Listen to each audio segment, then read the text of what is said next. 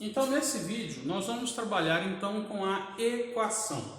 Então, como havia dito, equação sempre vai ser um sinal de igual. O que a equação quer dizer para a gente aqui? Que essa parte à esquerda do sinal de igual, chamada de primeiro membro, tem o mesmo valor que essa parte que está à direita do sinal de igual, que nós chamamos de segundo membro. A resolução desse exercício consiste de que forma? Eu sempre vou trazer para a esquerda do sinal de igualdade os números que estão acompanhados de letra e para a direita do sinal de igualdade os números que não possuem letra. Quando nós resolvemos uma expressão numérica, eu obedeço uma determinada ordem. Que ordem é essa? Primeiro, eu resolvo as potenciações e radiciações. Em segundo, eu resolvo as multiplicações e divisões. E em terceiro, eu resolvo as adições e subtrações. Quando eu estou resolvendo uma expressão numérica, uma expressão algébrica, que a equação se encaixa em uma expressão algébrica, na expressão algébrica nós resolvemos de forma contrária. Sempre vou começar em primeiro com as adições e subtrações, em segundo com as multiplicações e divisões e por último eu vou resolver as potências e radiciações. Então, colocando isso em mente, aqui são as expressões numéricas, aqui são as expressões algébricas, o cálculo que envolve números e letras. Com base nisso, o que eu preciso observar? Identificar quem, em relação ao primeiro e segundo membro, precisa ser movimentado de lugar. Então, no primeiro membro, tem que ficar apenas os valores que possuem letra. No segundo membro, tem que ficar apenas os valores que não possuem letra. Então, com base nisso, eu preciso transferir o mais 14 para a direita e o 5x para a esquerda. Mas essa transformação de lado, essa migração de lado, não basta simplesmente fazê-la. O sinal de igualdade funciona como uma espécie de simetria. Ao transferir um termo de um membro para outro, eu preciso fazer a inversão do sinal que acompanha esse número. Se ele é positivo, ele vai se tornar negativo, e se ele é negativo, ele vai se tornar positivo. Então, 5x é positivo, vou passar ele para cá, negativo. Repito o primeiro termo, 7x, e trago 5x para cá. Como ele é positivo, ele vem negativo. Repito o sinal de igual. O menos 20 já está na posição correta de segundo membro. Então, ele vem primeiro, 20 negativo. E agora eu transfiro o 14 positivo com o seu oposto. Então, 14 positivo vira 14 negativo. Aqui agora vou resolver o primeiro membro e posso resolver também o segundo membro ao mesmo tempo.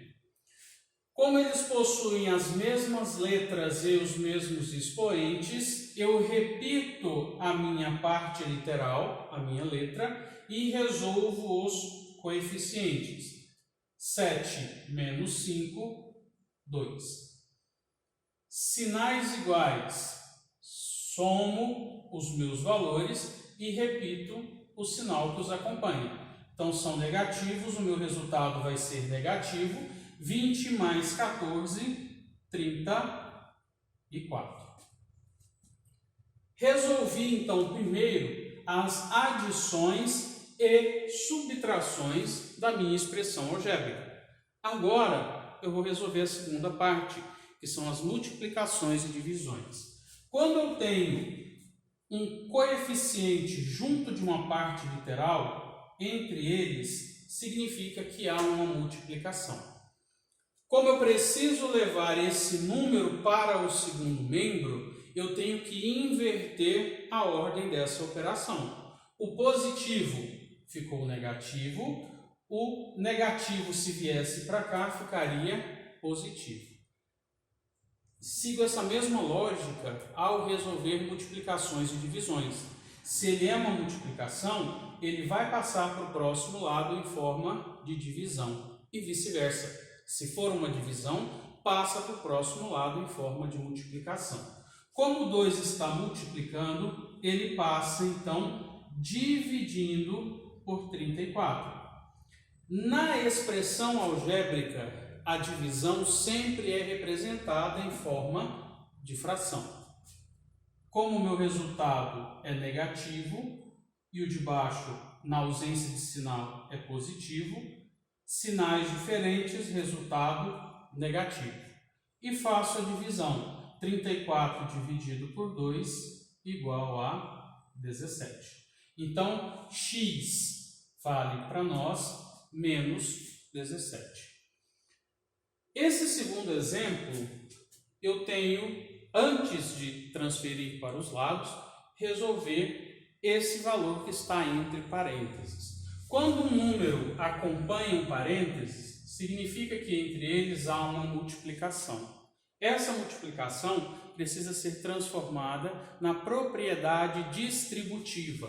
O valor que está fora dos parênteses precisa ser multiplicado pelos valores que estão dentro dos parênteses.